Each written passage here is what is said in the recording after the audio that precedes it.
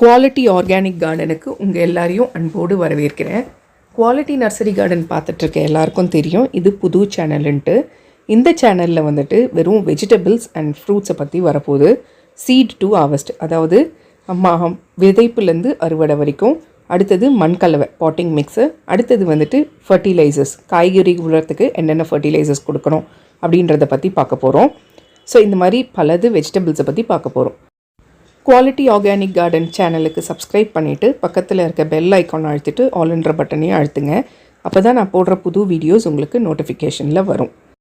உங்களுக்கு ஏதாவது garden products வேணும்னாலோ இல்லை கார்டன் பற்றி டவுட்ஸ் ஏதாவது இருந்தாலோ கண்டிப்பாக மேலே இருக்க நம்பருக்கு வாட்ஸ்அப் பண்ணுங்கள். அப்படி இல்லைனா கால் கூட பண்ணுங்கள். ஸோ தட் நான் உங்ககிட்ட இன்ட்ராக்ட் பண்ணுறதுக்கு எனக்கு ஈஸியாக இருக்கும்.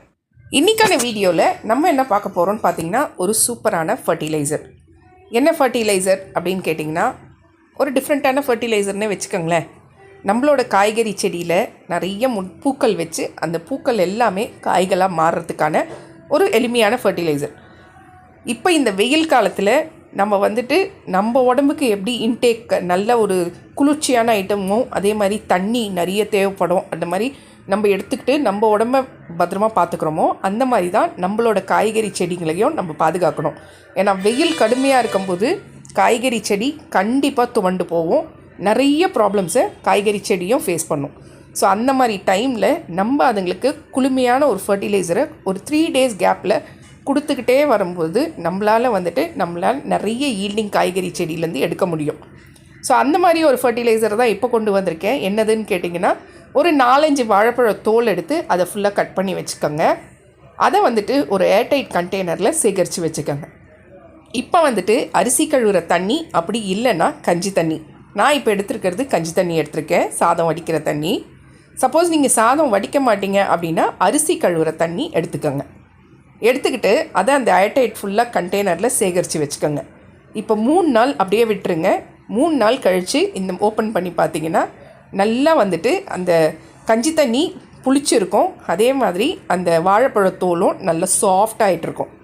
ஸோ இப்போ நம்ம என்ன பண்ண போகிறோன்னா ஒரு 10 மடங்கு தண்ணி கலந்து நம்ம அந்த செடிங்களுக்கு கொடுக்க போகிறோம். அதே மாதிரி இப்போ நம்ம அந்த வாழைப்பழத்தோல் இருக்கு இல்லைங்களா, அதை கையிலேயே கூட நீங்கள் கசக்கி விடலாம், இல்லைன்னா அப்படியே செடிக்கு ஊற்றி விடலாம், அது நல்லா மக்கிடும். கத்திரிக்காய், தக்காளி, வெண்டைக்காய், புதினா, கீரை வகைகள், அப்புறம் ஃப்ரூட்ஸுக்கு எல்லா விதமான காய்கறி செடிக்கும் நீங்கள் தாராளமாக இந்த ஃபர்டிலைசரை கொடுத்து விடலாம்.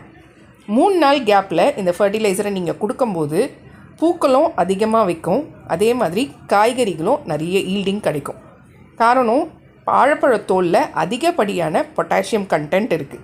இதில் நிறைய பூக்கள் வைக்கிறதுக்கும் அதே மாதிரி பூக்கள் எல்லாம் காய்களாக மாறுறதுக்கும் இது ஹெல்ப் பண்ணும். அடுக்கடுத்தது கஞ்சி தண்ணி சேர்த்துருக்கோம். கஞ்சி தண்ணியில் வந்துட்டு அதிகப்படியான ஸ்டார்ச் கண்டென்ட் இருக்குது. வேர் வளர்ச்சியை நல்லா ஸ்ட்ராங் ஆக்கி உற்பத்தி பண்ணுறதுக்கு இந்த ஃபர்டிலைசர் யூஸ் ஆகும். ஸோ கண்டிப்பாக 3 நாள் இடைவெளியில் கொடுத்து பாருங்கள். கொடுத்து பார்த்துட்டு ரிசல்ட் எப்படி இருந்துச்சுன்னு கண்டிப்பாக கமெண்ட்டில் ஷேர் பண்ணுங்கள்.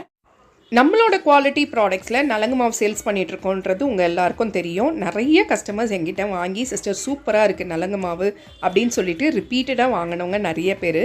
அதுக்கடுத்ததாக சியக்காய் தூள், செம்பருத்தி தூள், அடுத்தது மருதாணி தூள், ஆம்லா பவுட்ரு எல்லாமே நம்ம ரெடி பண்ணி சேல்ஸ் பண்ணிகிட்ருந்தோம், தலைமுடிக்கும் முகத்துக்கும்.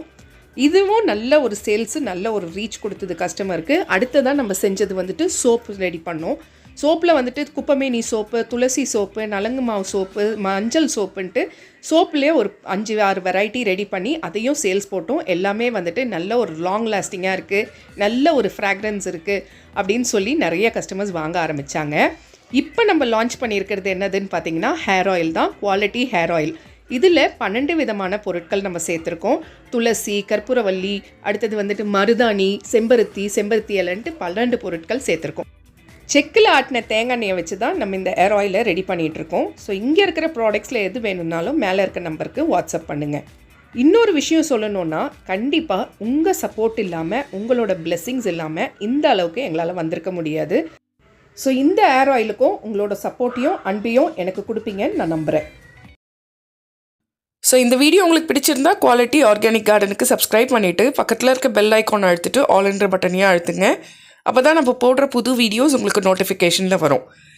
இந்த வீடியோ பிடிச்சிருந்தா ஒரு சின்ன லைக் கொடுத்து ஒரு கமெண்ட் கொடுங்க. ஸோ தட் அது எனக்கு ஒரு மோட்டிவேஷனாக இருக்கும். ஏதாவது சஜஷன் இருந்தாலும் கண்டிப்பாக கமெண்ட்டில் சொல்லுங்கள். உங்களுக்கு gardening products, plants, fertilisers, grow bags, அப்புறம் வந்துட்டு பாட்டிங் சாயில் எது வேணும்னாலும், ரெட் சாயில் எது வேணும்னாலும் மேலே இருக்க நம்பருக்கு வாட்ஸ்அப் பண்ணுங்கள். Thank you friends. Happy gardening.